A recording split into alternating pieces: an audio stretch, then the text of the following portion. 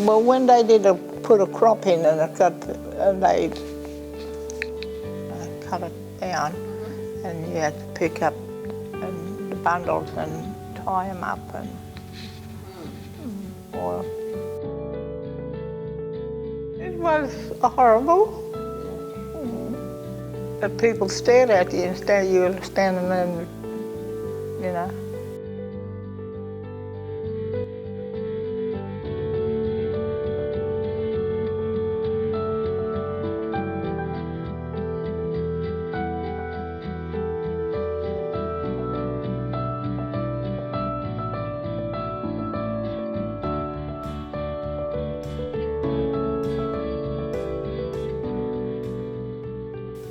I just wanted to say that it was always like our mail was looked at before we got it. Yeah, from my mum. My dad couldn't write. I had a letter.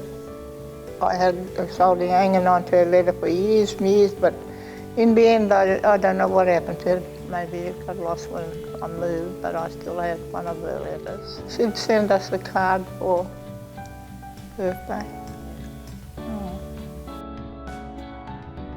Before the boys came, the girls used to just be there, you know. And big room like this, dining room and wooden floor. Yes. One of the nuns came through and stepped on a pip or something and went sliding, and all the kids just went quiet, no sound, because they thought she might have hurt herself, you know. Anyway, she stood up and smiled at them, and they just all busted themselves laughing. No, and sometimes the girls used to let a couple of naughty words, you know, fly, and because the nuns used to give them the naughty words back.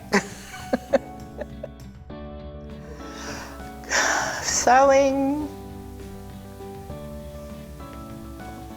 a lot of domestic work, cooking, making bread, all that stuff, you know. Later on in years, they got government teachers. That was when I left. Probably about 14 or 13, 14.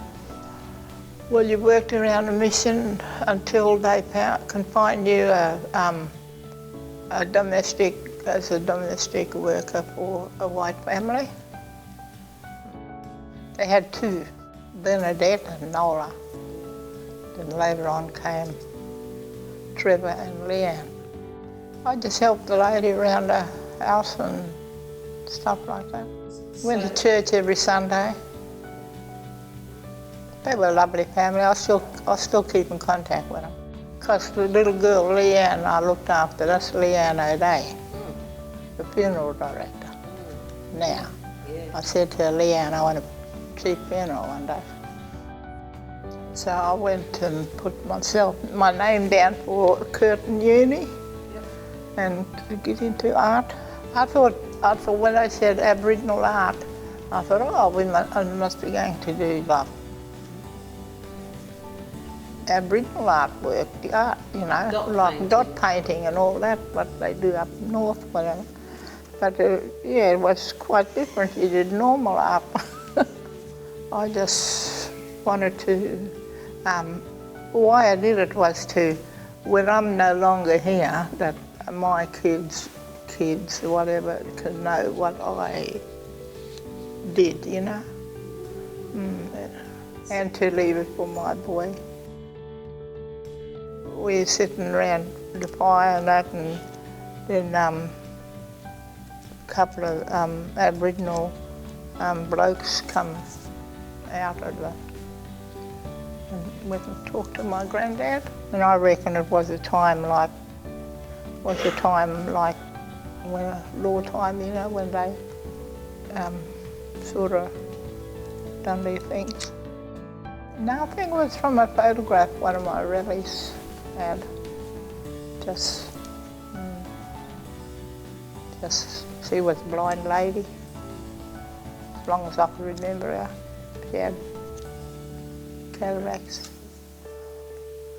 She looked after me, and her son looked after her.